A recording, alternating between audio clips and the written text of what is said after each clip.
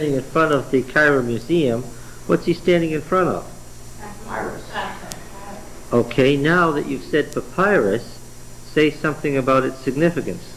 Paper. Well, yes, but that's very insignificant to our class. Early scrolls were written on papyrus. Yes, and that's not very significant to the content of the class either. What have we studied? Moses and the bulrushes, yeah, and the story of Cyrus, that's not very significant either. Where's the real significance of papyrus? What is the great act of redemption in the Bible? What?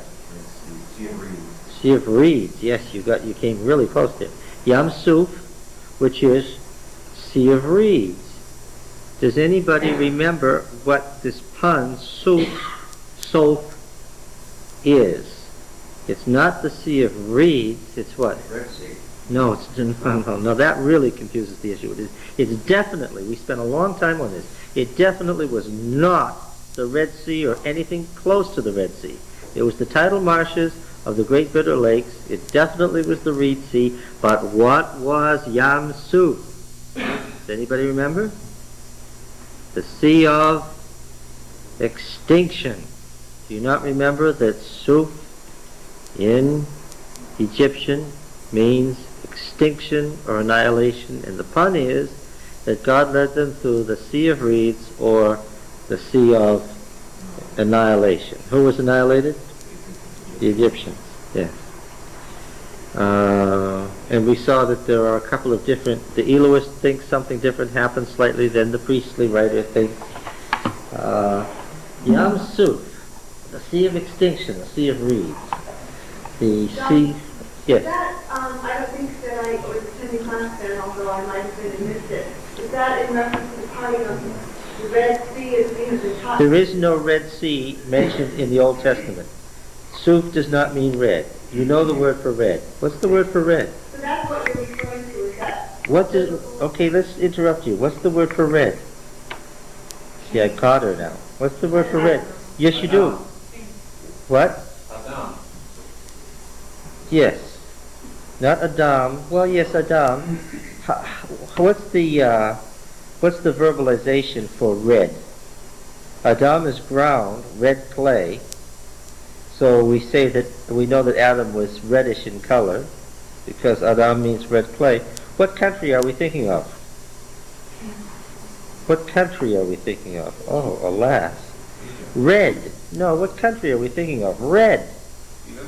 Edom, of course. Adam, Edom. Red. Yes. Red. And when we look at Petra, we have some slides here from Petra, we'll see that it really is red. Okay? So the Red Sea is not mentioned at all. How does it have to be translated Red Sea in our Bibles then? Tradition. Just like we said, the golden calf. Is any golden calf mentioned? No, the golden bull. Why golden calf? Because back when they did the King James Version, you don't mess with tradition. Have we clarified that in this class? Don't mess with tradition. Now, of course, we know that this whole class is built on messing with tradition. But that's... What about the silver calf that was found in Ashkelon? That is a related but later phenomenon. We'll come to that. Yam Suf then is literally Sea of Reeds, that is to say, Sea of Destruction. It was, what chapter is that anyway? Can you tell me where the Song of Deborah is to be found? Exodus. Good. We're off to a good start. Exodus. 16. Very close. Exodus 16 is the manna before the Sabbath before Sinai. So close. Where's the Song of Miriam? Yes, Exodus 15. Was not a great guess there. Yes.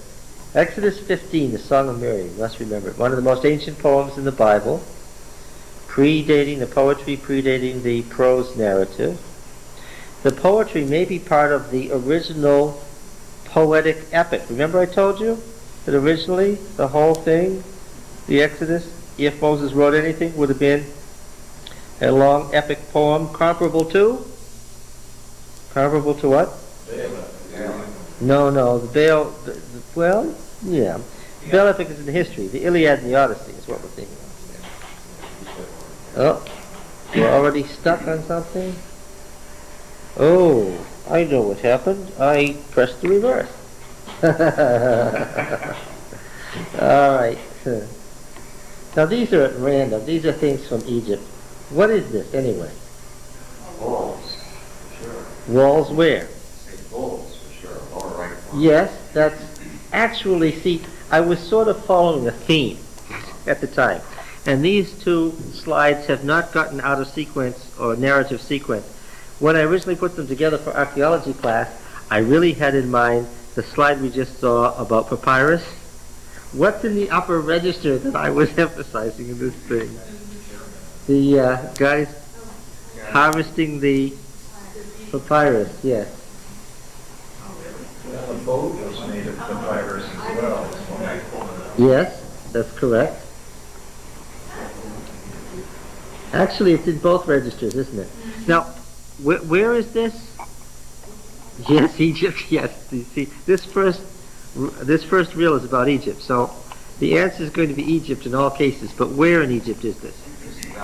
The Valley of the Kings. This is inside a tomb. Yeah, it's in the Valley of the Kings. Which side of the river, of course, is the Valley of the Kings? East, west, yes. East is the side of life, and west is the side of death. This is in the land of the dead. And the three souls of the Egyptians had these wall paintings to remind it what went on in life. Okay. Look at the bed.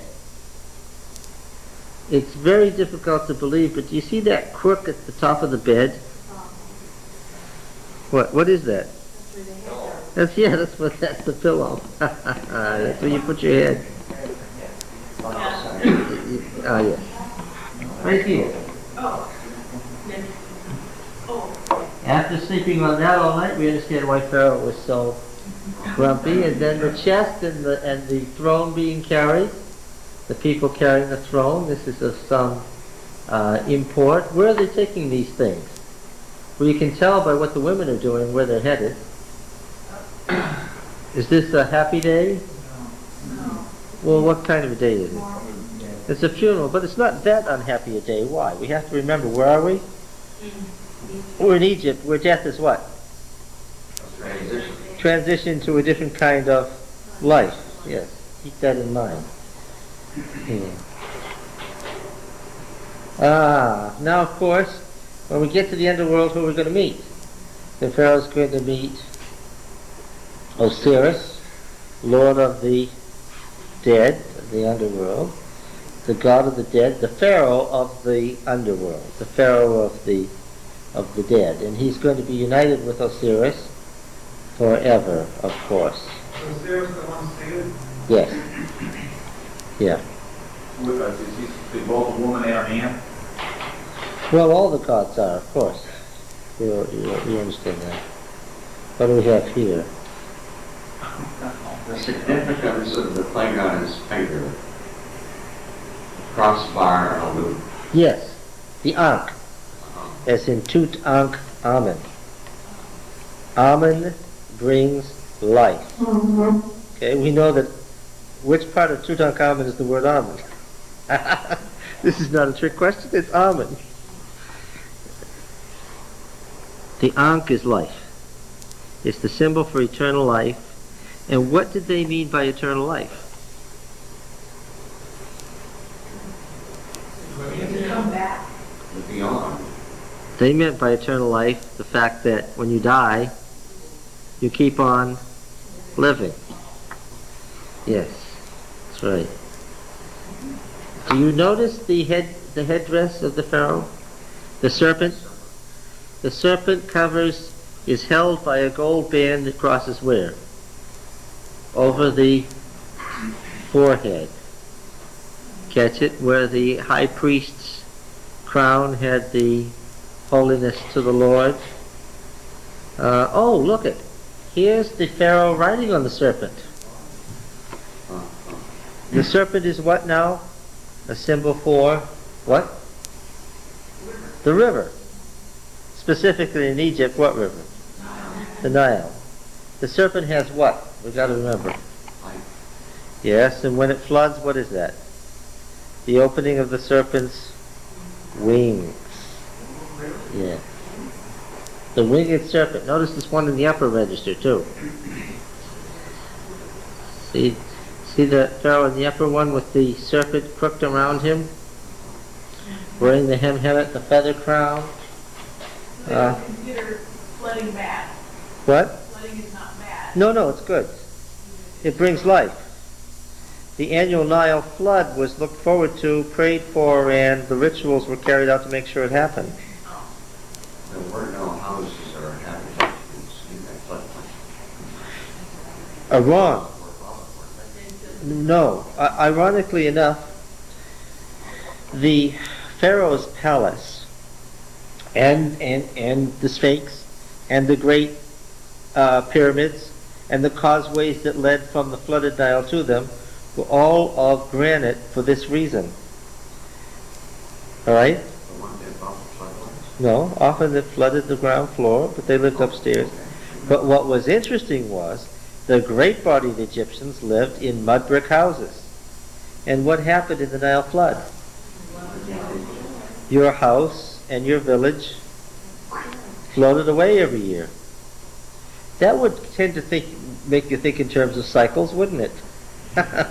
How long is this house for?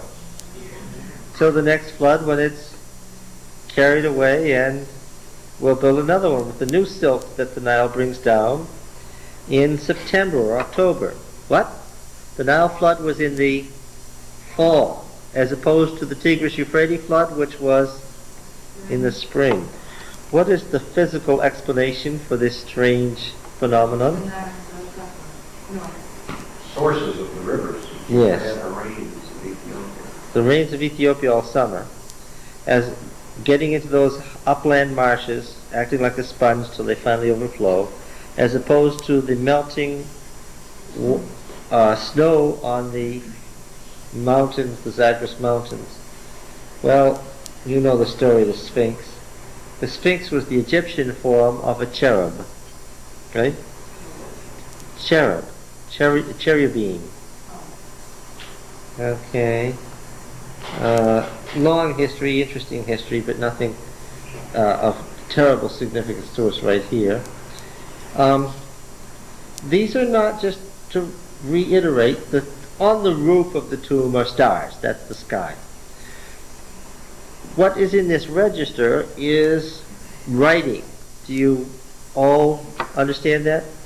The first form of writing was pictographic. You understand the principle of pictographs, where the heart represents what?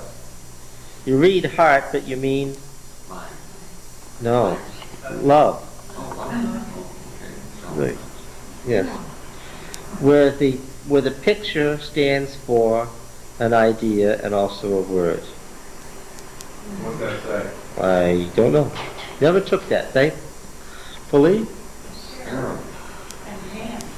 This is how they began to unravel pictographs.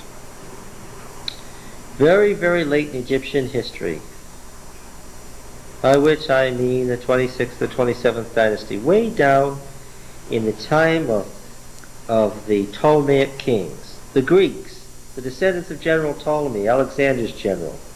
After Alexander died in 30 BC, and his empire was divided into the four parts of the four generals.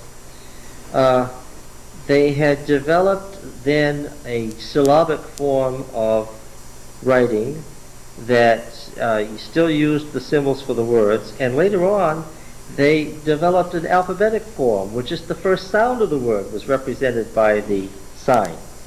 Now it happened that somebody in this late period had put on a stone in the little village of Rosetta in the Nile Delta a story. And the story was in hieratic and demotic and the old original pictographic. And a young French scholar, when Napoleon Bonaparte's armies brought this back from his Egyptian campaign, began to read this. Now he knew what the hieratic and demotic said. He didn't know what the pictographic said.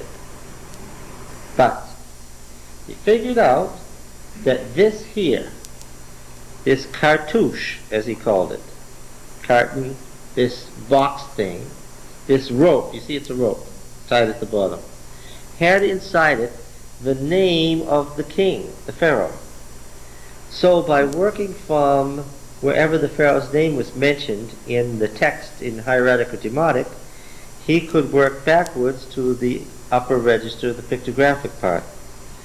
That's how the Rosetta Stone, when it made its way to Paris, began to open the key to unlocking the pictographic writing of Egypt. Okay? Champollion, who was able, as a result of Napoleon's campaign, to use these cartouches to unlock the story. Part of the Karnak temple, you see how flat it is in the Nile Valley. The upper levels, of course, for just exactly so that the Nile flood would not overwhelm the temple. These temples were in stone for that very practical reason, but they weren't blah. The Egyptians painted them bright colors, bright blue and bright orange and bright green and purple. Some of the paint is still adhering. Today, it's all just incised stone, but it was very bright at ancient times.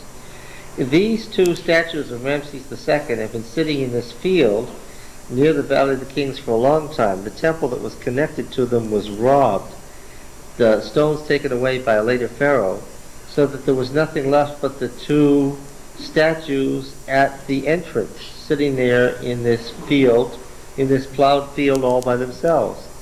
They have graffiti on them going all the way back to the 2nd century BC. You know, Demetrios was here. Exactly, I'm not joking. No, just written. You know how people take keys and things and chisel, just, yeah.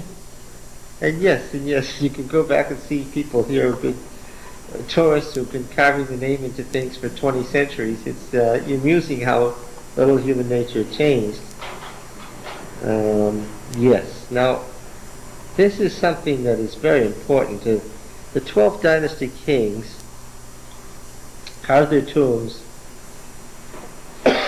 into the rock above Beni Hassan. And these 12th dynasty tombs have in them some pictures of 19th century and 18th century Semites coming to Egypt. Why is that of interest to us? Well, because of didn't give you a chance to answer. 19th century BC, 18th century BC, who are we thinking of? Well, that's a little late. 19th century would be Abraham. 18th century would be Jacob. Yeah. So when we see these Semites coming, we remember of the wave of Semites that carried the patriarchs to Egypt. And there's a record, isn't there, that all three patriarchs went to Egypt during their life. See, the whole movement is from east to west, all the way from the bottom of the Mesopotamian Valley, all the way to the Nile Valley, around the whole Fertile Crescent, was the transfer of the patriarchs. Incised here, not painted on, but incised on the wall tomb. There's a lot of work in that, isn't there? Of course, it could be done with all that free labor. Again, this wasn't just this color. This is part of the Karnak temple, one of the pylons of Ramses. All the incised bas relief work, and then it was all painted in bright colors. This is slightly after the time of the Exodus. Look at the building up of this temple area from the 12th dynasty on to about the 20th dynasty. This gives you an idea of how occupation in a particular site rose and rose. There is the about the first cataract where they built the great Aswan High Dam on the lake there. Look at this. This is about halfway up the Nile Valley where you start to get these, as the channel narrows and you get these hills on either side. This is Upper Egypt. Remember that Egypt was two kingdoms originally. Until about the 8th dynasty, you had Upper and Lower Egypt with competing dynasties, and then they were united briefly, and then united again later. And you see, you start to get islands here. The reason that Egypt could be united was very interesting. It could be united because they were able to communicate with the whole Nile Valley in about 48 hours. How? Well, the wind actually blows south onto the African continent from the Mediterranean Sea.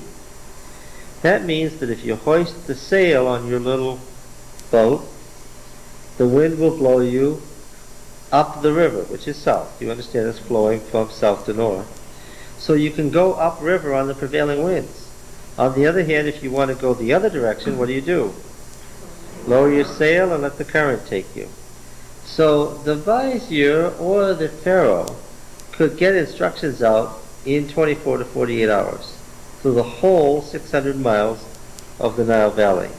It was the only unified area as far as geography and communications in the ancient world. That's what made Egypt, Egypt, and made it so insular from the rest of the world. Now, when they did these great works, like the 3 great pyramids at Giza, they actually did the excavating in Upper Egypt, that is the southern part, way up in the just south of the highlands where they could get granite. Remember, they needed this granite so that when the Nile flood came, their great temples wouldn't float away. What we have here is the picture of an obelisk that had been cut out. Why would anybody take the time to do this? Well, the pharaohs could order it. Why? Yes, they had absolute power of life and death over the entire, because they were not the representative of God. What were they? They were God. What happened here is most unfortunate. Do you see it? It's enough to make a slave's heart sick. Down here in the lower right-hand corner, what happened to this beautiful piece of granite? When they got it all the way separated and moved it, it cracked. Well, there's another space right beside it. What did they do? They started over, of course.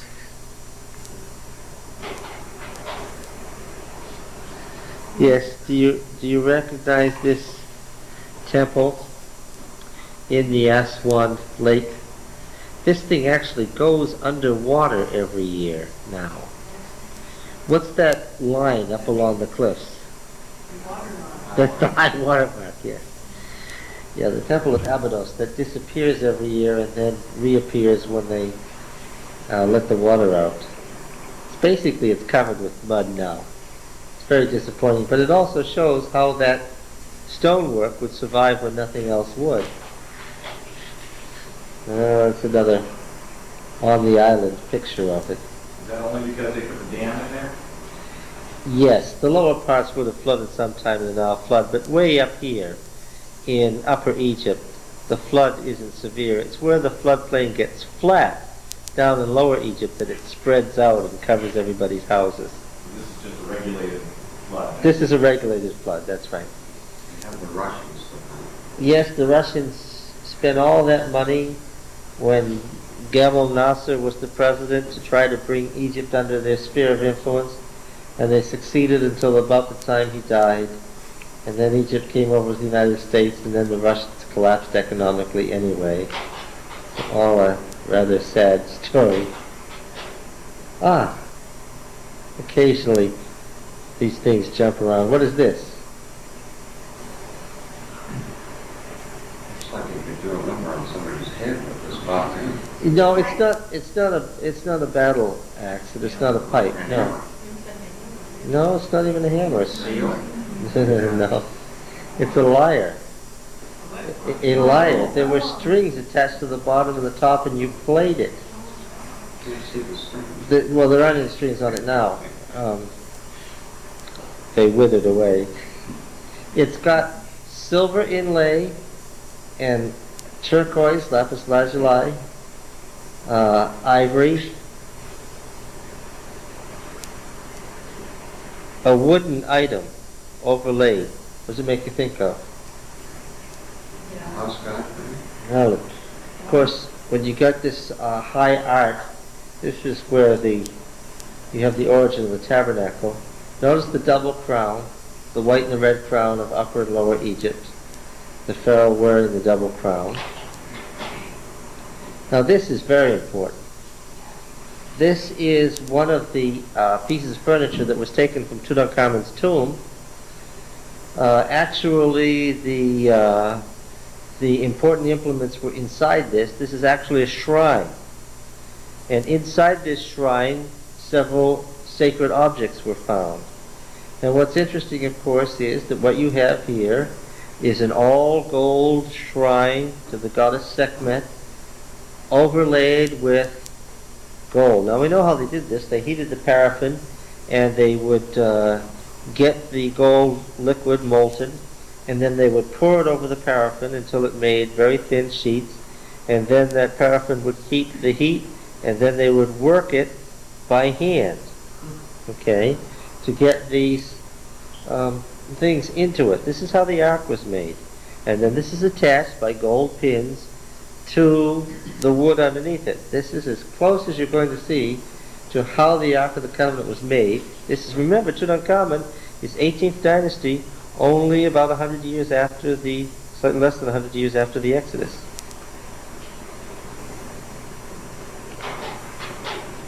Oh, what are all those things around the top?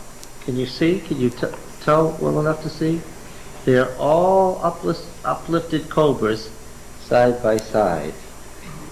The snake being the ultimate symbol of life there. Why was the snake a symbol of life? Well, what did the snake have? The power of life or death. If the snake didn't bite you and you didn't die, what had it given you? Given you life. And you'd say thank you. And you'd go worship the snake god, of course. Very early item, a potter making pots. Now, here's a much nicer view. Do you see the snakes with their jewel-encrusted, uplifted heads holding the sun disk on the top? Yes.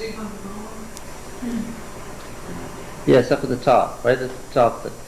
Above the door and again up the top.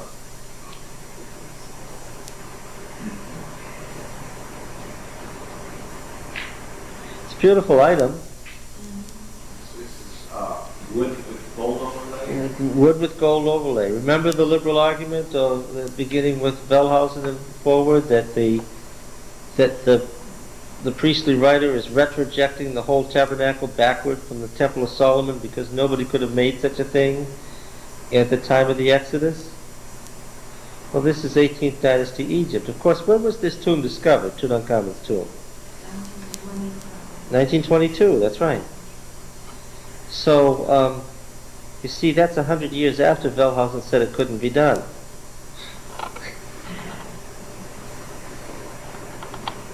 Yeah. The point is that it could be done, it was done.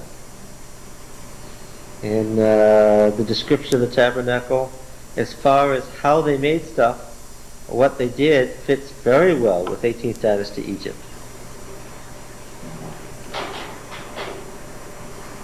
Well, you know the story of the three great pyramids, I suppose. They were built as tombs. The tallest one's 555 feet high at the peak. which rivals what item in our national capital? Yes, this thing is as tall as the Washington Monument, only it spreads out. It's right along the line. Today it's not considered a mystery how they did it. They had some notable failures with the first of the three. The pharaoh kept changing his mind how high or low he wanted his tomb. The result was it caused the interior to collapse and kill a bunch of people. But if you're the pharaoh, that's not that bad. Now, what you have here is the core. Then over the core, there was these granite blocks. There's only a little bit of them at the top. What happened to them all? Yeah, they didn't fall off. They took them for later monuments. They were stripped off. And over that, there was polished granite. Pink granite, green granite, and gray granite. And on the sides were this polished granite with the face of the pharaoh produced by these three colors. So on top of everything else, there was this giant picture on the outside. Oh yeah. Folks liked it, so they took it. Yeah, and then what you had here, right here is where the Nile flooded to. So the barge, the royal barge, came right up to here. Then you got on the causeway, which was above the water, and the processional went to the temple. Of course, these were built as temples. Did I not just say they were tombs? Yes, I just said they were tombs. Therefore what? Yeah, well, the tomb of the pharaoh is a god. When he dies, he's one with Osiris, so that tomb is a temple. I think I mentioned to you that building these three, let's go back a moment. Building these three pyramids was a disaster for the old kingdom. The three pharaohs, father, son, and grandson who carried this out, bankrupted Egypt. The whole place fell apart. The first intermediate period, which lasted nearly 200 years, was the result of building these three pyramids. It exhausted them totally. This was the high point of their culture, and after that, the first known strike is in Egypt. Folks laid down their shovels and said, "We don't have any food, we won't work."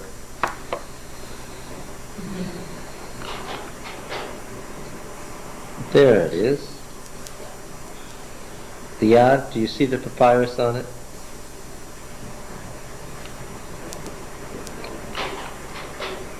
Ah! Why is this of significance to us? You see, they didn't have enough spokes to keep. Later on, folks put a lot of spokes in there, or else they made it solid. The Romans wouldn't have had this problem. They didn't have enough spokes, therefore what? They could get caught in the reeds, and Psalm 78 says that the wheels froze up. That's why.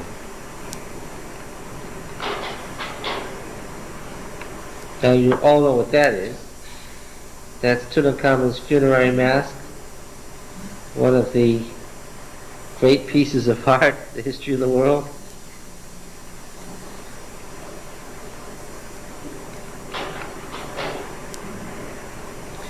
In granite, a very early treatment of a pharaoh's face. You can see the. Do you like the coloring? Do you like the piece of granite that the artist has chosen? Remember that they painted over this. And here's an early one from Nubia, which, well, this is early. You're still practicing. The eyes aren't quite lined up. But the nose and mouth are beautifully done, aren't they? The false beard, you can see the strap that held the beard on.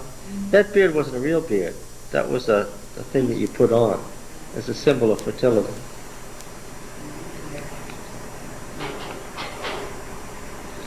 One of the oldest things found in the Nile Valley, in the Chalcolithic period, beautiful ancient bowl with some animals. Is it a gazelle? Nobody knows for sure.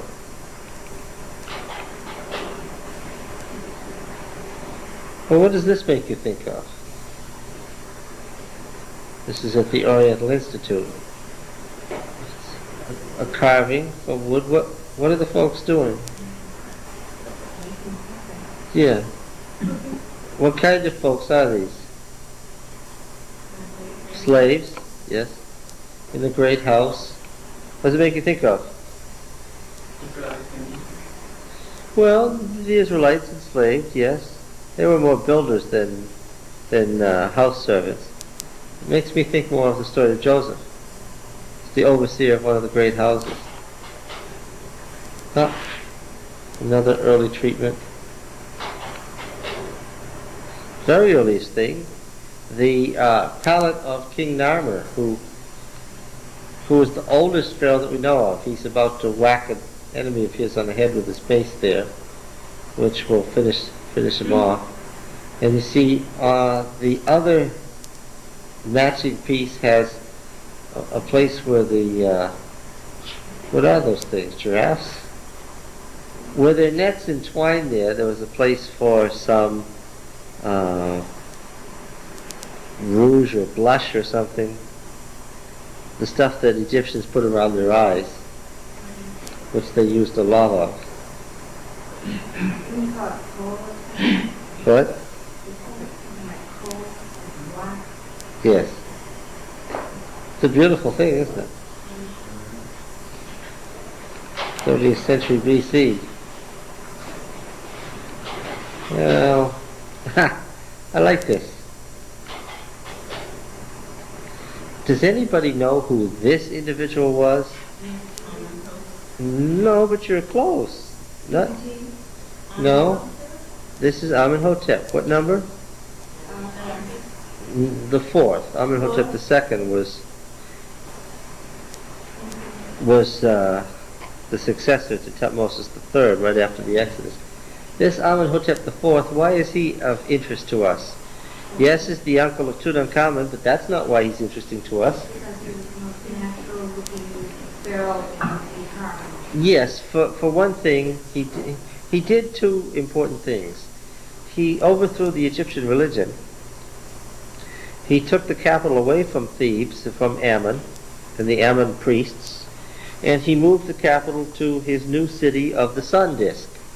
And he canceled all the multiplicity of worship of the gods in Egypt, and decreed that Egyptians would henceforth worship the Aten disk.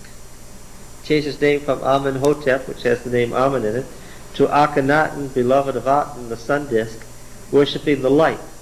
He's the first known non-Hebrew monotheist. Most liberal scholars holding to the low date of the Exodus, and this is one of the reasons they hold to the low date of the Exodus. They say that Hebrew monotheism is what? Is a result, a reflection, a reaction to Amenhotep IV hyphen Akhenaten's monotheism. You got it? Okay. And I'm saying that that's close, but no cigar. In fact, what? The reverse. That Amenhotep did nothing, but that the pharaohs were in disgrace after the Exodus, and what? As a punishment to Amen of Thebes for not protecting Egypt, what does he do? Yes. Did it work? No. Oh, he was a funny-looking fellow. You see here, the pharaohs always had themselves portrayed in the same way. They all seemed to look exactly alike because everything was highly stylized. And as she mentioned, during this Amarna period, there was very much the perception of realism in painting and sculpture and so forth.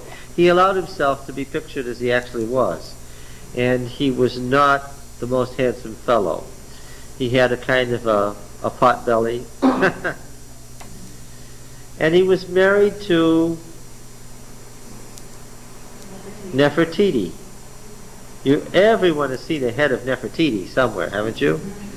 The beautiful one has come, and she was the earthly symbol of the Aten disk. Now, unfortunately, none of these folks came to a happy end. Queen Nefertiti disappeared long before the end of Amenhotep-Akhenaten's reign, and Akhenaten himself didn't die of old age. He was murdered, and what? And his capital is built at such a tremendous expense for over 20 years, went back into immediate ruin, became a ghost city immediately, and they moved back to Thebes and worshipped Amun again. And the temple that he had built to the Aten sun disk was razed to the ground. Its blocks have been found strewn out for a mile over the territory of Thebes, and they're being put together by computer.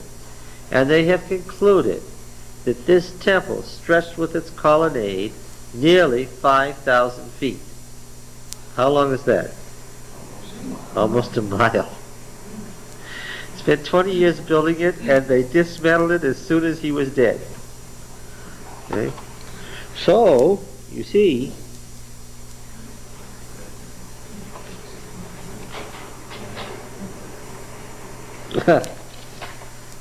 some jewelry. You see the fish?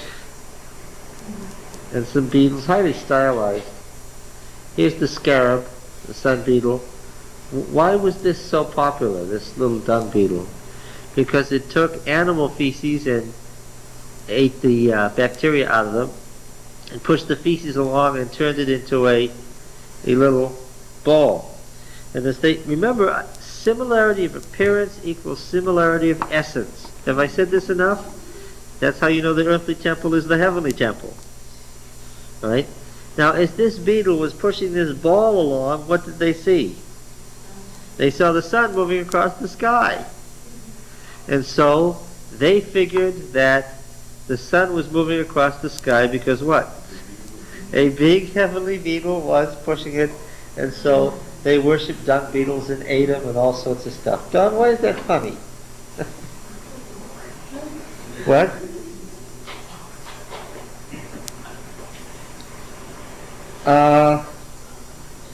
You see, they also worshipped the Apis bull. Now the Apis bull certainly has a relationship to the Canaanite El. Why a Canaanite? Why a relationship to the Canaanite El? Because the Canaanite El, what was his symbol? El, the bull of Jacob, right? Now, as you would expect, when the Apis bull died, there was a temple, and he was living there. You could tell it was the Apis bull by his special markings. When the Apis bull died, they made a search that had to be completed within 90 days for another Apis bull. So they'd go looking for the calf that had the right markings. And when they found him, they would bring him with great pomp and ceremony to Thebes to be worshipped and to live in luxury for the rest of his life as any god should. What did they do with the old Apis bull? Why, as any god, they what?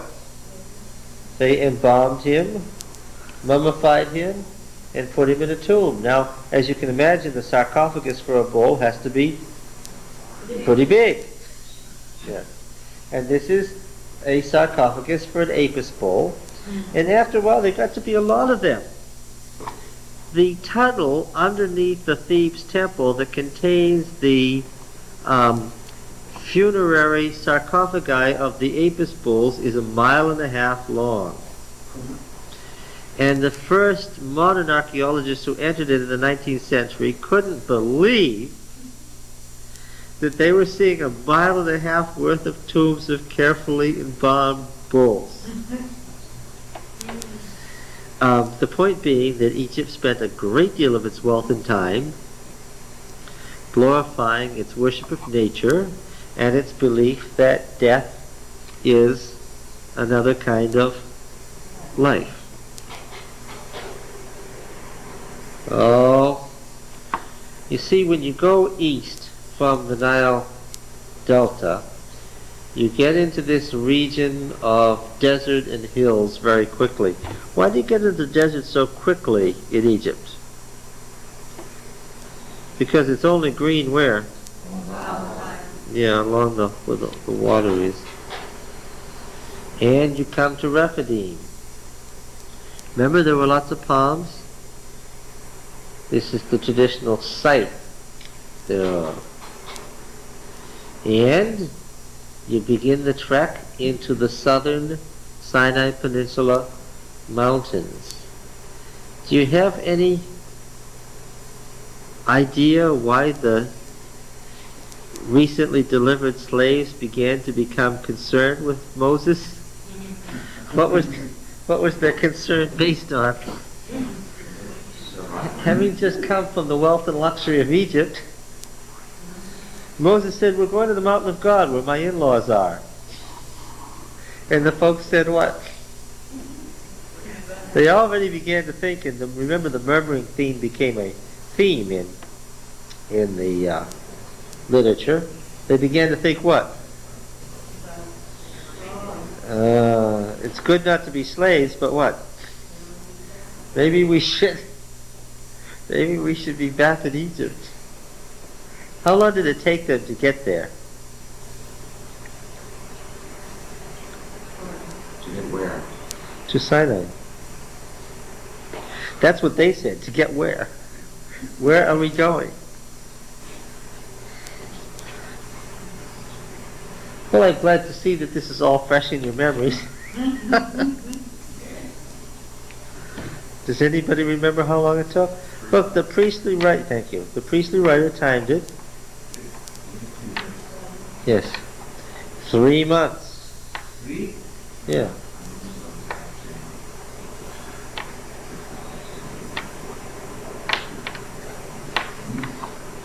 This is the assumed pathway. 3 months? Well, it's not even, it's the reason it's the assumed pathway is it's the old Egyptian road. It's the only way you can get there. If they went that way, this is the way they went. 3 months walking or 3 months in the car? No. About 4 days in the car. 3 months walking. Of course they had children and flocks and herds and stuff. And look at it. Part of it. Yes. They went over this. Yes. Wow. Remember my telling you? Remember my telling you that you got to see the terrain before you understand why they were complaining? Yeah. Their feet hurt. Yes. Yes. The road was The better. rain. Look, they had been living in the eastern Nile Delta, which was one of the greenest places in the ancient world. There was always water there. It was the most fertile part of the Nile Delta. How did these slaves end up in the most fertile part? Because of Joseph. That was the idea. He gave his father and brothers the best territory. So they were living in this really, really, really rich, luxurious area, and they were enslaved, which was very unpleasant. But they had lived there all their lives. They had never been out of Egypt. Therefore what? And the Egyptians were fond of telling tales, a lot of which have survived, about how awful the rest of the world was. The Egyptians would tell people, if you ever left Egypt, there's nothing but an awful desert out there that eats you up. So, then in a good news, bad news joke, God delivered Israel, and the next thing they found themselves in was here. And there were lots of Hebrew slaves wondering if here was a good place to be. And finally they got there. Where is this? This is the base of Sinai. So this is where they still find the man out there? Yep. Absolutely right. And where bushes still burn. Is there rocks that still have water coming out? Yep. Is there lots of them or just a couple places? Well, enough so that if you know the desert, the Arabs there say you can find them fairly easily, go from one to another. The rock that Moses... Well, that's an interesting story. You see, on the side of the mountain, you do have a great spring. Happy that you mentioned it. What did Constantine's mother build here? by the way. Oh, I wish I had a picture of it. If I had an overhead projector, I'd bring in a book and show you. Constantine's mother converted to Christianity. Do you remember this story? Her name was Catherine. The monastery of St. Catherine. Has anybody ever been there? Anybody in this room ever been there? They bury the monks for a few months until their flesh rots away, and then they pick up their bones and they put them in the charnel house. And these charnel houses were not that unusual in the ancient world. And I tell you, it is a shock. You turn the corner and you're confronted with skulls to the roof.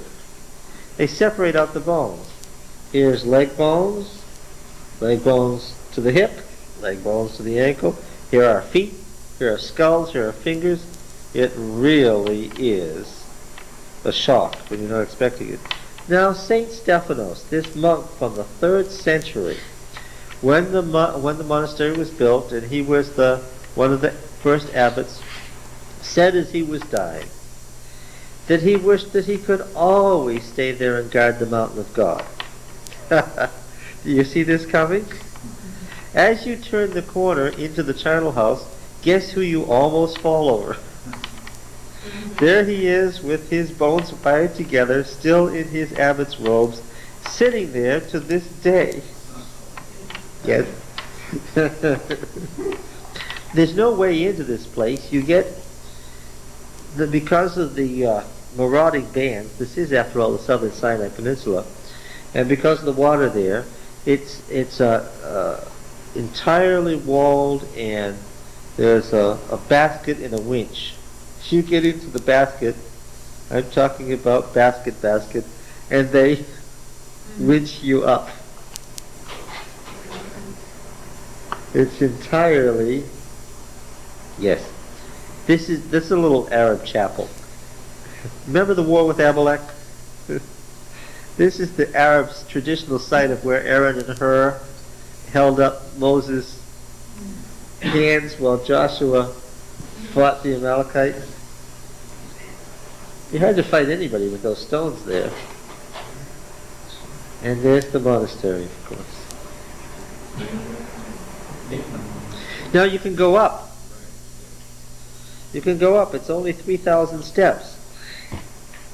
But they're big steps, and they're up.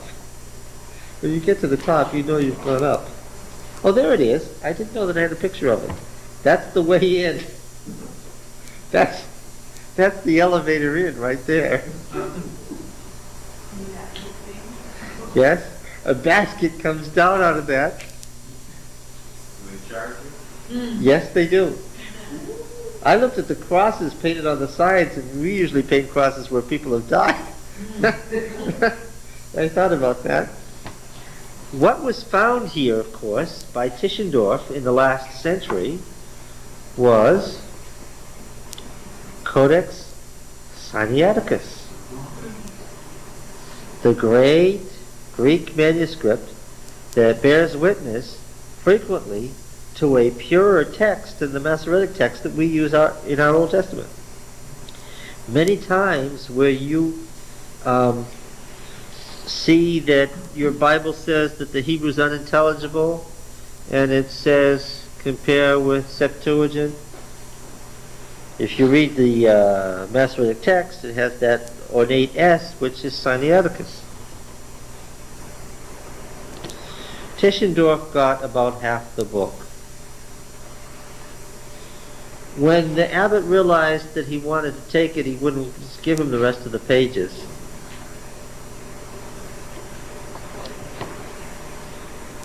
We'd love to have the other half of it. Tischendorf said he saw it. He had it in his hands. That's the 1850s. Hasn't been seen since. This is the sort of thing that scholars groan over.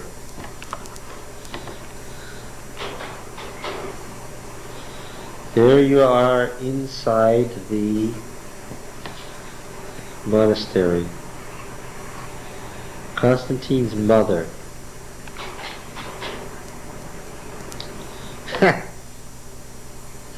This is supposed to be the burning bush. the actual one. I was glad to see that it was still there and had grown so.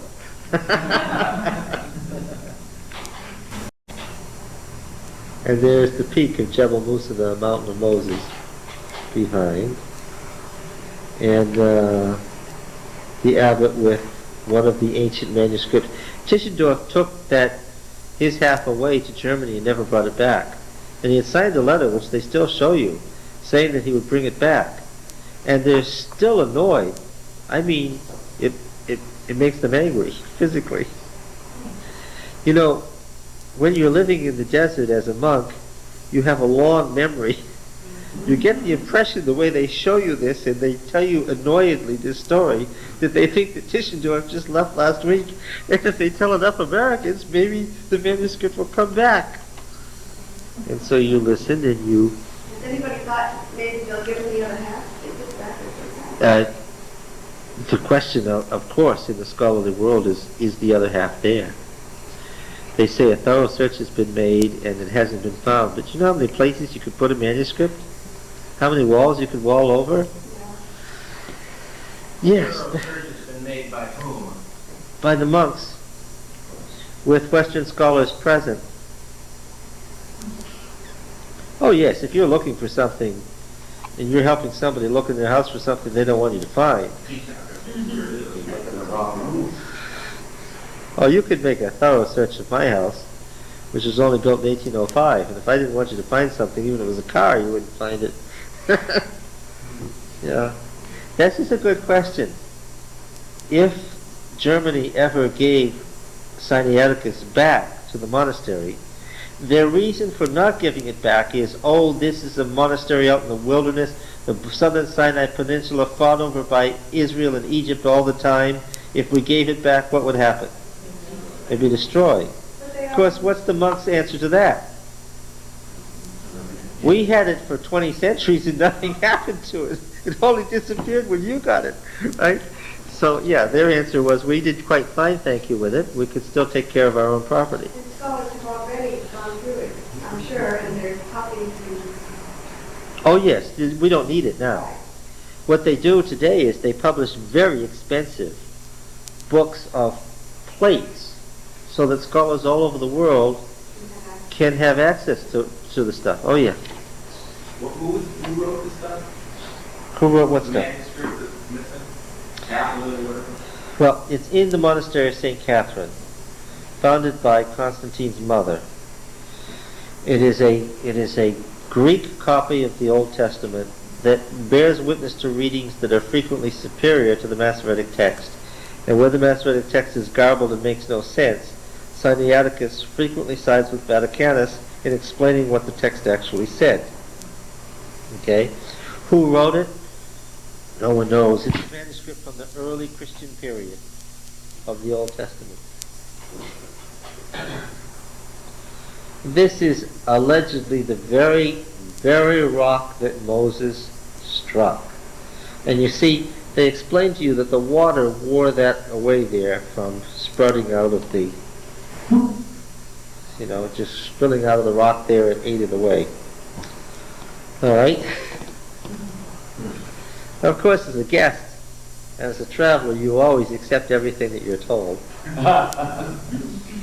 and express great interest in it and pay a small fee and, of course, take a picture of it. What you don't do is laugh. You're too far from home to laugh. And there is the plain. Why is this plain of interest to us? Because as the traditional site of Sinai, if this is the correct, and it's been the traditional site since long before the time of Christ, then what? This is where the war camp would have been laid out in its original form.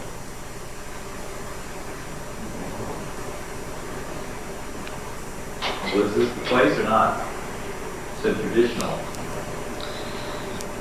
Well, there were two Mount Sinai's in Old Testament tradition.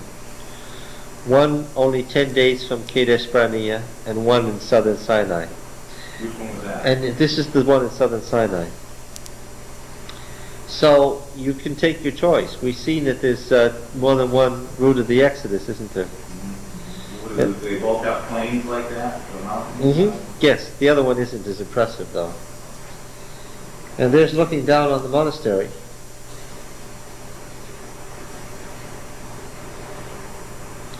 You get some idea of the barrenness and wildness of this region? Yeah. What does the flock eat? Scrub. Incredibly, there are still flocks there. I'll show you a picture of a man. He's got one of his goats. He's got a loop around one of its horns, and he's pulling it up, the animal screaming like mad, up to a ledge where there's a bush that the animal can eat. You just can't believe that the flocks were like goats, not sheep, but goats. And as you know, goats, what will goats do? Yeah.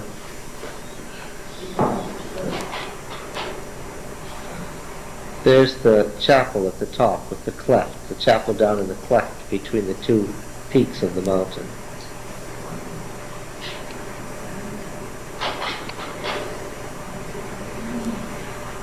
Cedars. Yes.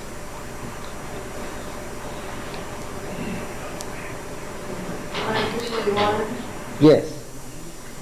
There's the little chapel, Chapel of Moses.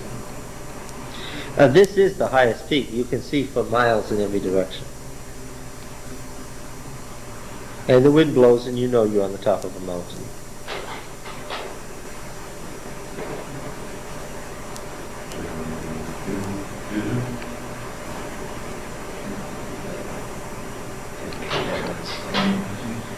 I think we came to the end of that roll. Alright, let's lift that one off. No? Oh, another one but the slide is falling apart. Okay, we'll keep on going. The way you get out of here is head off in that direction. If you're headed for the wilderness of Paran, this is what's ahead of you. Never mind what's behind you. Mrs. White makes an interesting comment in Patriarchs and Prophets about the people that come to love the place and really didn't want to leave. Yes?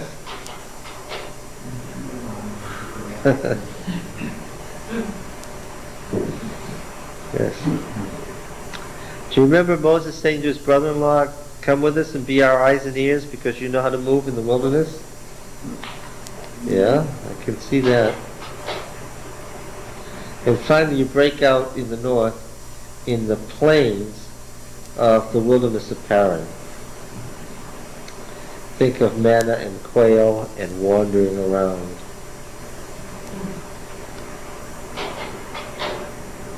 And as you go up the east coast, what do you finally come to? You actually do come to the Red Sea, and you come to the Gulf of Aqaba, and ultimately you come to the port of Eilat.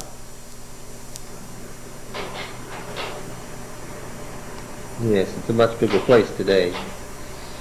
Alright, well now, what happens if you go north of Eilat as they did? Do you remember?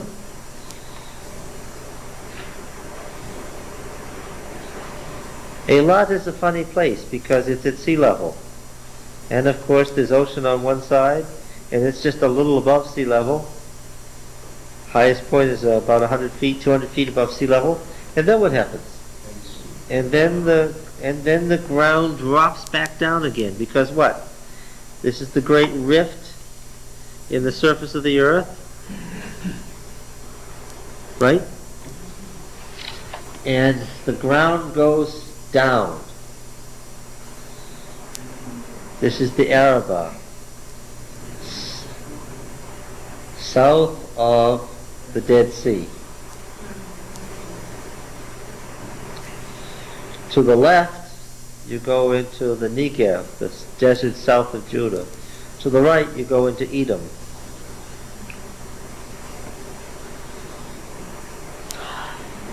The Midianites ranged as far north as here. This is where the Midianite temple was discovered, about 5-6 years ago. a two-roomed tent shrine. This area is so dry that some of the cloth was still there. And what color was it? It was red. Two rooms. The inner room was the Holy of Holies and had a shrine. The outer room had an incense altar still standing in it. A tent, and they found a god. Guess what it was? A bronze serpent, 16 inches long. Yeah. Wrapped around. It was obviously a cult object that once stood on a pole. Should make you think of what? In the area of Midian, Moses what? Made the bronze Something serpent. that had been lost and abandoned or something? Yeah, a Midianite tribe that had a tent shrine there. They tried to date it? What? Did they figure out how old it was? Yes, it was 12th, 13th century BC. And when did they find it? About 5 years ago. Really? Wow. You can look in Biblical Archaeology Review and see beautiful pictures of it. The serpent is right on the cover of the journal. How long, which issue, how long? Well, about 5 years ago. 5 years ago. Do you all know what Biblical Archaeology Review is? Does our library get that? Yes. We have all the back issues. Yeah, do we have back issues? So handy having a librarian in the room.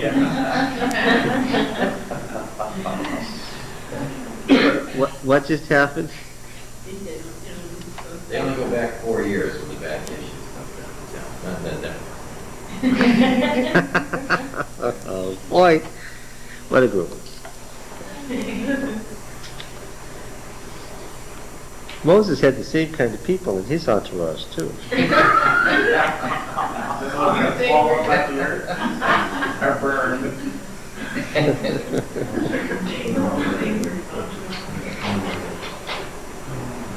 Now, we're going to come back to this region, and I'm going to spend a whole 2 reels on just this area right here. And we're still working on the first reel, and there are 12 of these, so we're going to have fun. This is Mount Seir, the hairy mountain. Remember Esau was a hairy man, and Mount Seir is the hairy mountain. And where did Esau go to live? Mount Seir. This was the capital of the Edomites. Their capital city is right up there at the top of that mountain. Yes. One of the kings of Judah, we'll go into this in some detail, marched all the folks off the edge of the cliff. The Edomites thought so. Remember there was a perpetual enmity between the Edomites and the Hebrews? Though you plant your nest among the stars, from there I will bring you down, the prophet said. Not a description of American space stations. That's how I first heard it explained. Can you believe it? No, a description of their capital city up there. More of the mountains around the Arabah, this great split this is now east of the Jordan. There it is. There still is to this day one way to get up there. And one way only. Look, the capital of Jordan is Amman, from the old word Ammonites, right? And in the capital of Jordan, there is a beautiful hotel, the Philadelphia Hotel, named Philadelphia because the Roman name of the city of Amman was Philadelphia. It was one of the 10 independent cities east of the Jordan called the Decapolis, as they are mentioned in the Gospels. So when we were on our way to Petra, they said, it's okay there is an outlet of the Philadelphia Hotel at Petra. They'll be able to serve vegetarian meals there. Now, I've been in the Philadelphia Hotel. It was a plush hotel, just as plush as you could expect anywhere. We got to Petra, and the outlet of the hotel is visible in this picture. Right next to the ruins of the Temple of Artemis is, see the tent? That's Nazel's camp, there to this day. And built into the rock in Petra are these carved caves. Now, do you see this coming? You have a choice of a tent, which rises to about 150 million degrees in the daytime, or you can get one of the rooms in the cliff and live like the Nabateans did. There's no air conditioning in those cliffs. And the air is dead. You walk through and you feel like you've suffocated and gone to the netherworld already. And the vegetarian meal was rice and water.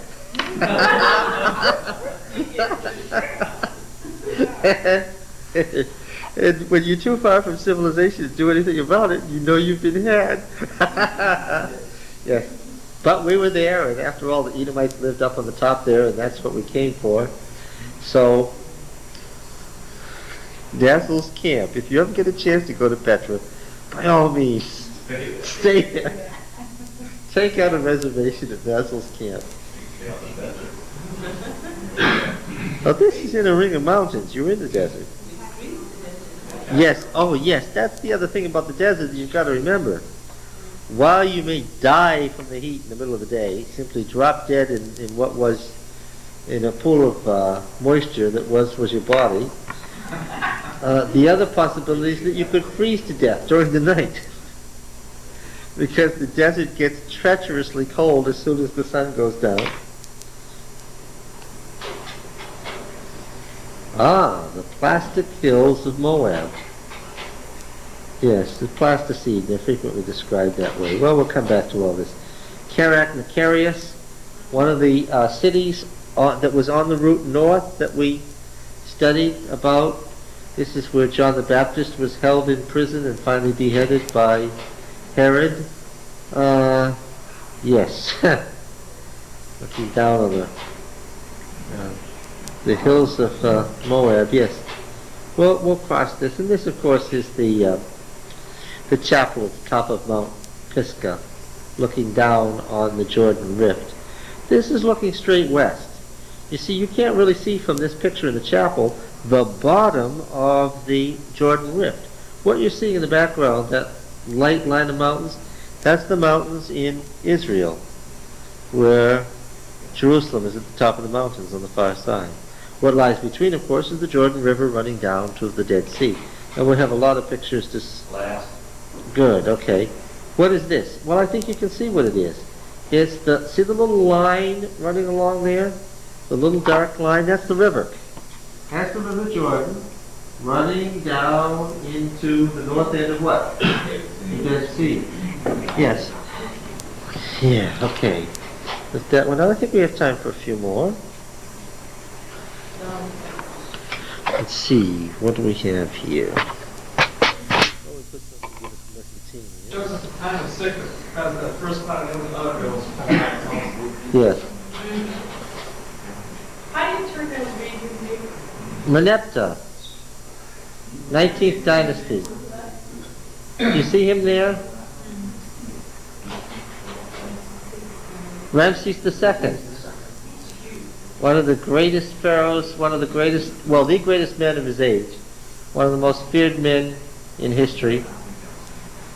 70-year reign, more than 200 known children.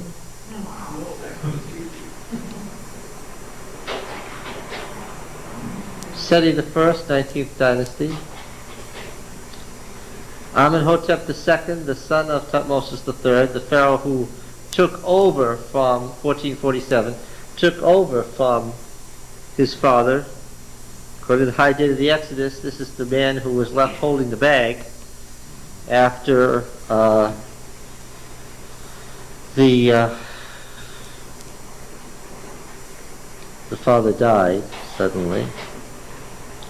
Ramses III, Tutmosis III. Why do we, 1501 to 1450, why do we have particular excitement in seeing him? He's the one that took the place of Moses. Yes, he is the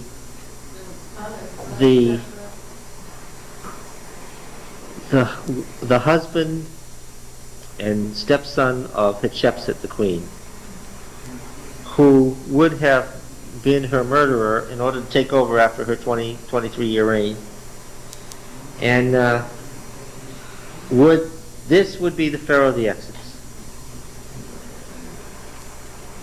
This is the man.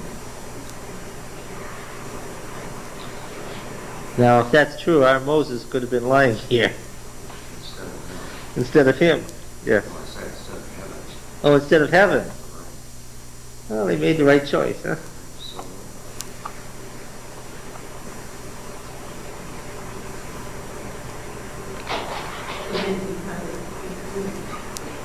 Oh, yes, they spent 90 days embalming these folks. They took out the important organs, the liver, and the stomach, and the heart. All those organs were dedicated to different gods and had a different function. I told you before that the one organ they didn't save as useless was what? The brain. They took that out through the nostrils and threw it away. Considered it cotton candy that kept your head from falling in. It wasn't dedicated to anything. Yeah, how this was done was kept secret by the priests. Of course, the nitre that they dried out the tissues from that removed the moisture from the tissues is what ultimately turned them this color. They were a Hamido-Semitic, they were a ruddy complected people. It turned dark as a result of the embalming process. These actual bodies were never to be seen again.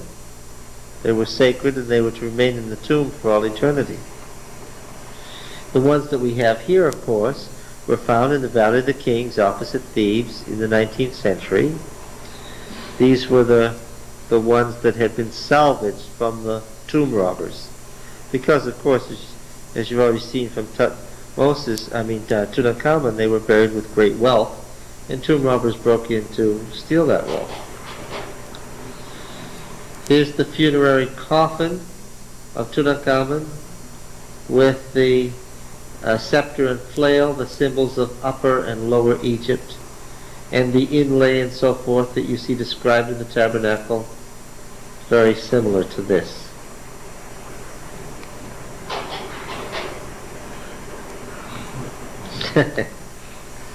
The hippopotamus god, I like this. Don't you like the tongue and the big ivory teeth? Yes, the inlay over the wood. The gold has cracked a little there, and you see the wood underneath it.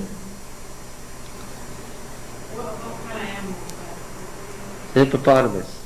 It's sort of a stylized hippopotamus with the ochre around the eyes. He's all dressed up as a god should be. And, yeah, with makeup. Mind you, they kept animals like this. Made them up and everything. Look at the little touch of red in the corner of the eye. I love that tongue. This was really high craftsmanship, wasn't it? Tutankhamen's bed.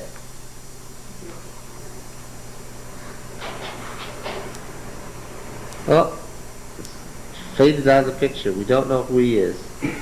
We know he was important once upon a time. I think these are great. Isn't that beautiful? I took this at the Oriental Institute at the University of Chicago. As soon as I saw him, I knew that I had to get special permission to take pictures of him. A couple of hippopotami with see the reeds painted on them. They're in a pool of reeds, see, and so he painted the reeds right on them, or she. I thought that was great. These folks are crossing the river of death, of course. The Egyptian myths tell you about taking a lamp to light your way to the underworld.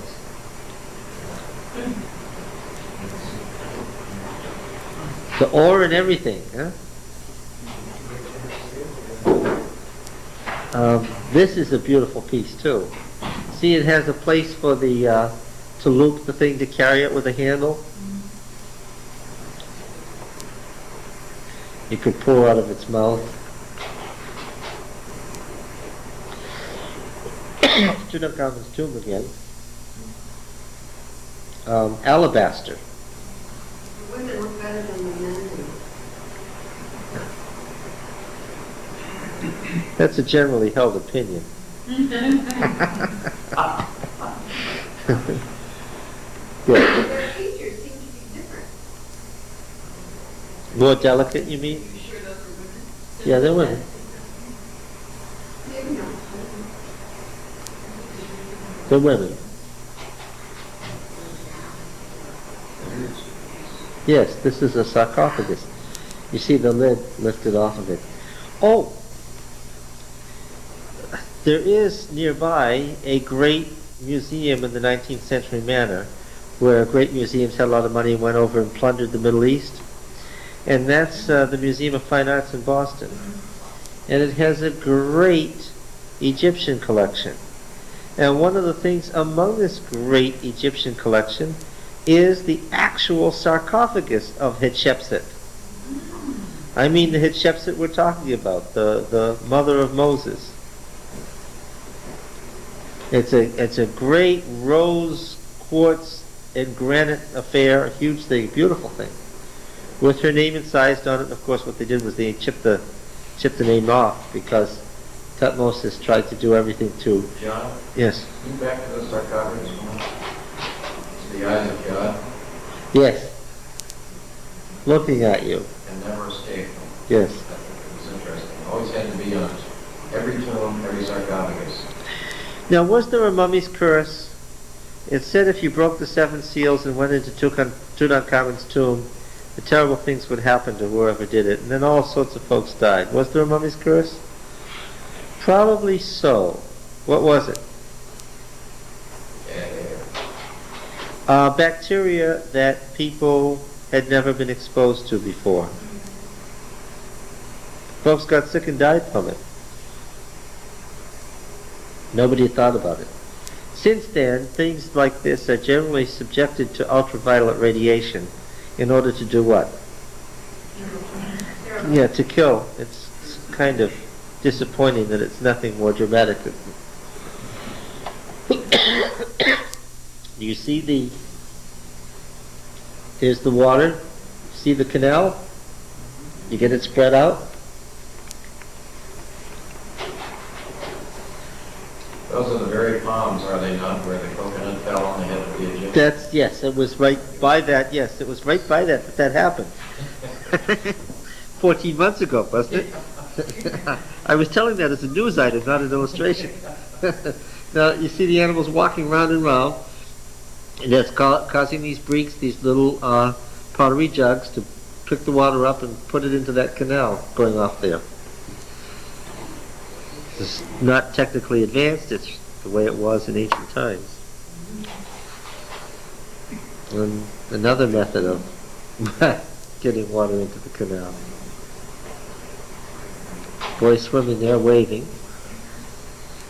All that's left of the Heliopolis, the city of On, where the priestess, Joseph married the priestess of On.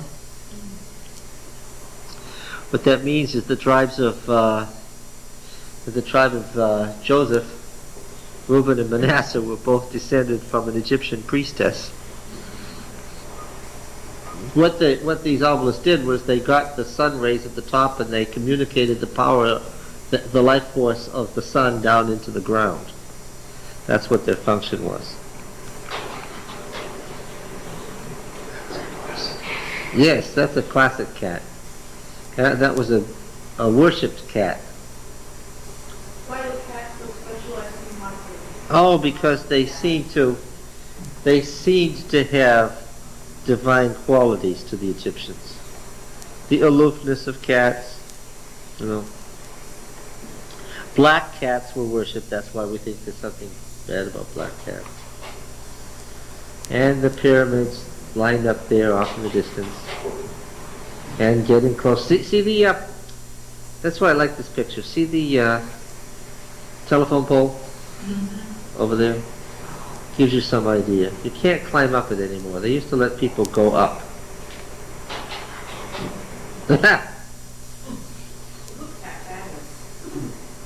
Well, of course, this was the inner skin. There was 2 more layers beyond this. How high is that? From 500 feet high. Looking down on the Sphinx and yeah, especially that flat area. You see the line of the arm of the Nile there.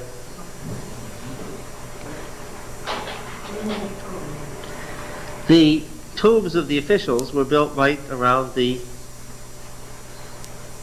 pyramids. These are the bench tombs. What did they call this little hole that came out the top where the thing went in and out? They called it the throat, or the nephesh, the soul. That's our Hebrew word for soul. The first Egyptian pyramids were nothing more than Mesopotamian ziggurats. And here's the oldest pyramid, the Pyramid of Zoser. Let's see, 1, 2, 3, 4, 5, 6, and then 1 is in the underworld, 7 levels. Remember that? So that the top of that represents what? Heaven. And the one that you don't see underneath, the base, is what? The underworld. So that's the whole cosmos right there.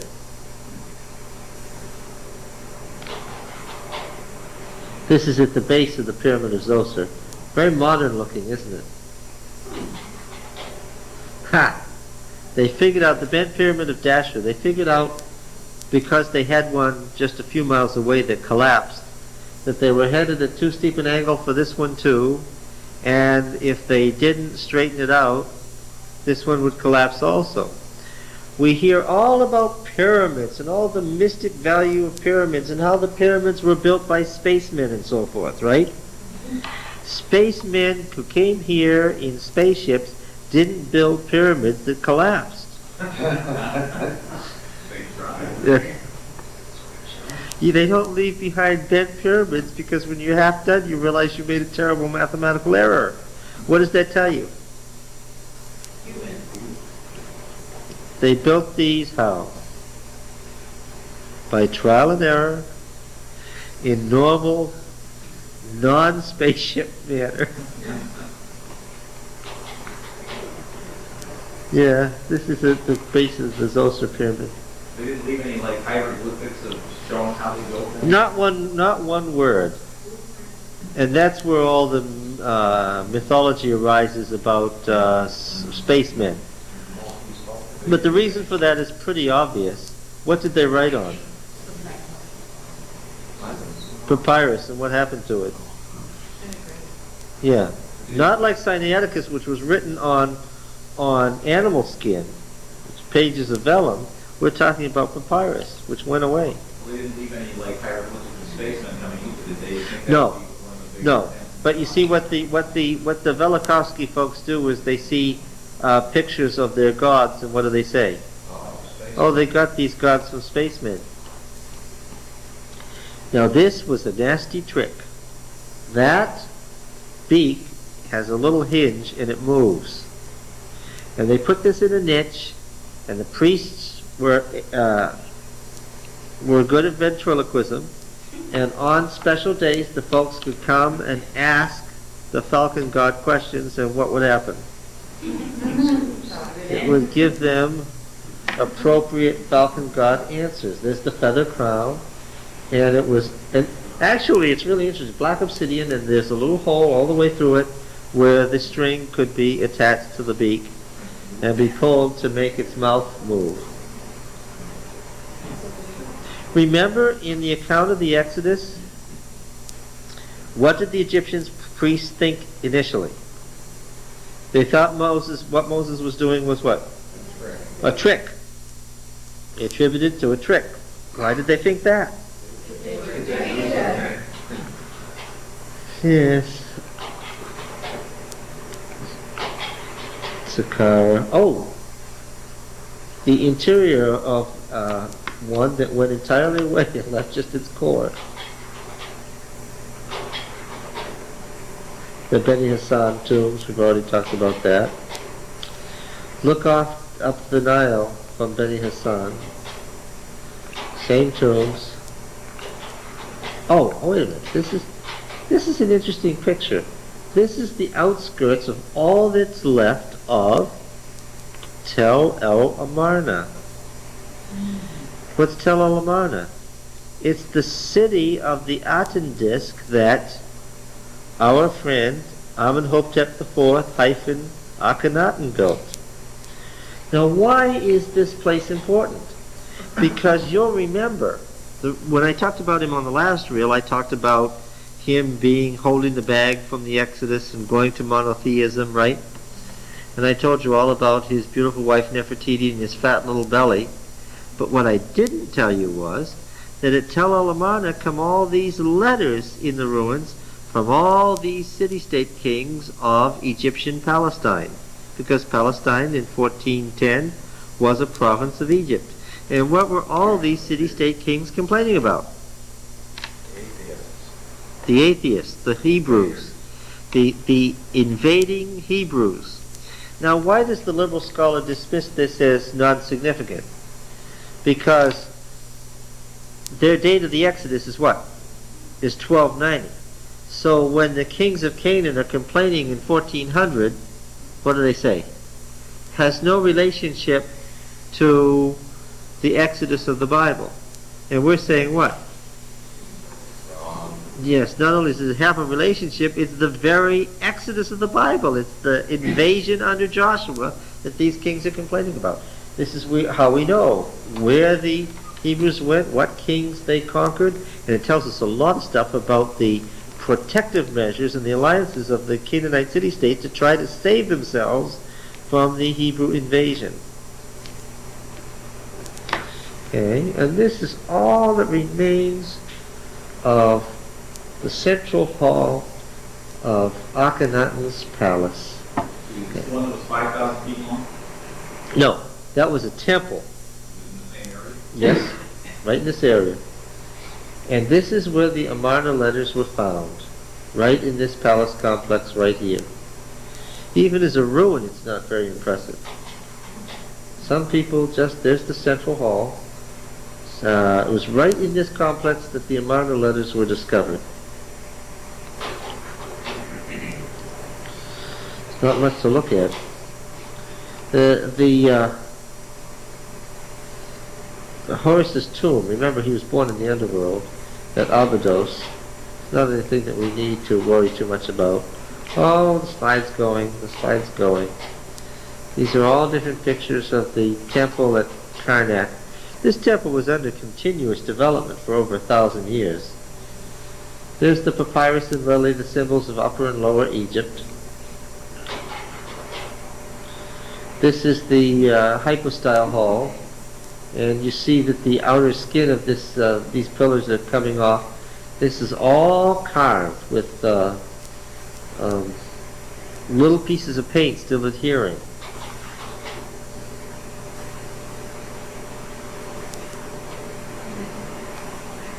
Look at the caps on the pillars.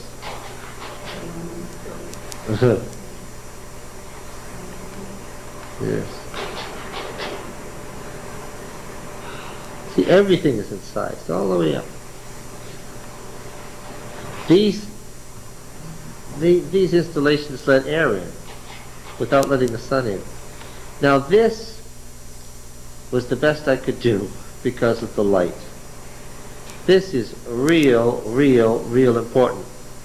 One of the bodies we looked at and passed over was Pharaoh Meneptah, one of the first ones. Now Meneptah wasn't just anybody. He was one of those important pharaohs who went up to the Orontes to fight with the Mitanni, and he came back, and this is a wall relief of his great victory. Whether his victory is so great or not remains open to debate. He's got an enemy there that he's trampling on, and he's got in his hand cords that go around the necks. Here's the hand, there's the cord, going around the necks of all those he conquered. Okay? Why is this wall of Pharaoh Meneptah from 1220 BC so very important? Because of all the cities, or many of the cities in the Palestine. Yes. And what else?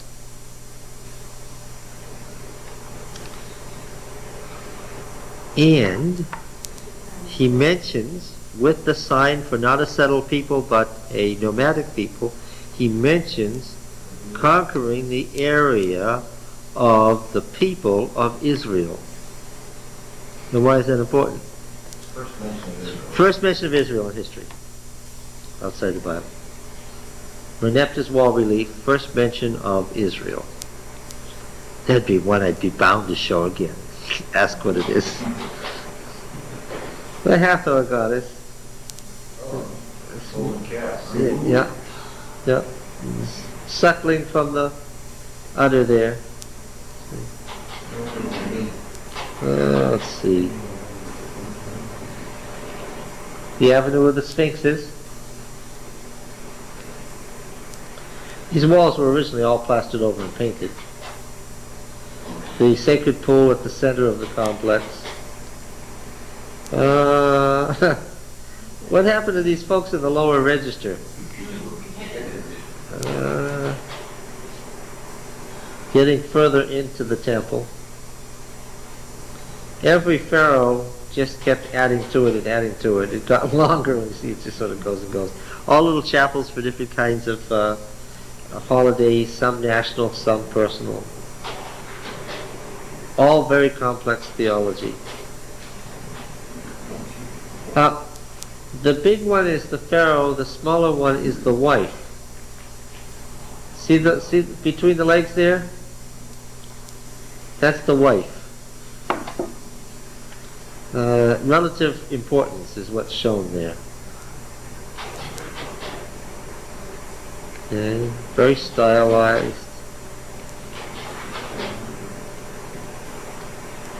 Yes.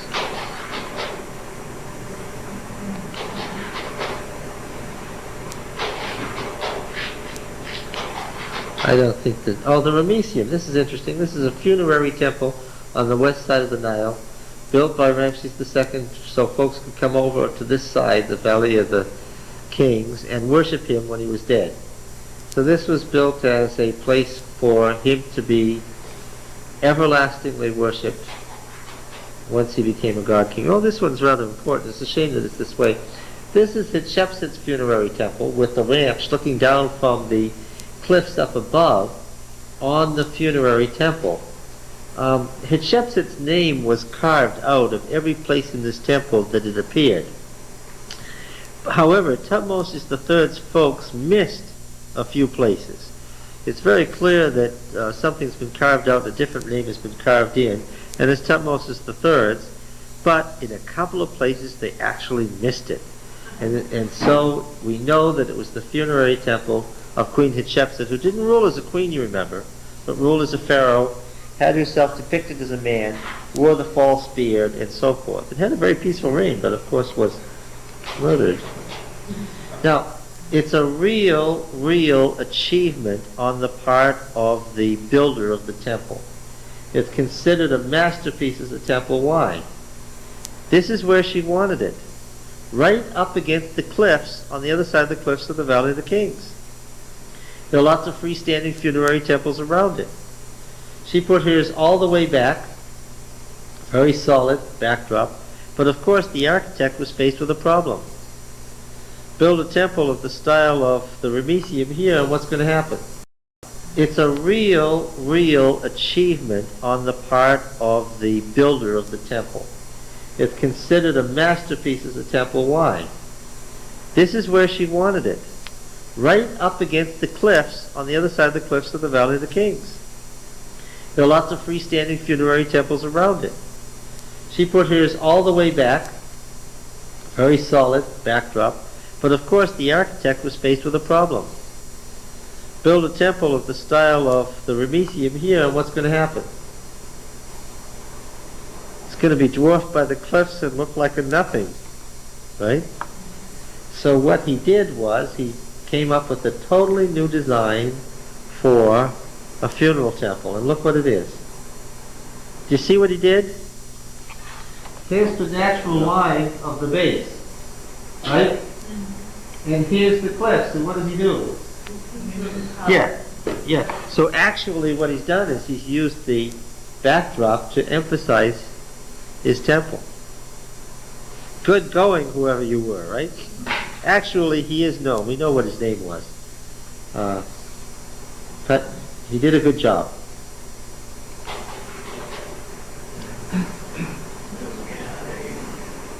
You have to go out to the side there to get a good picture of it. You get it from this angle and you've got this sad tourist road up to it. Okay. The Egyptian Antiquities Department didn't do such a good job. Okay. What you really need here is some lights, right? It's a shame they didn't put telephone poles in too. Alright, this is going into the Valley of the Kings. And this is the other side with the same lights as you put in there. And here's some. This is actually in Tutankhamun's tomb. That's the man himself there on the right. You remember that he was only 19 when he died, so at most, I think he was about 19. So he didn't live to be very old. Look at this.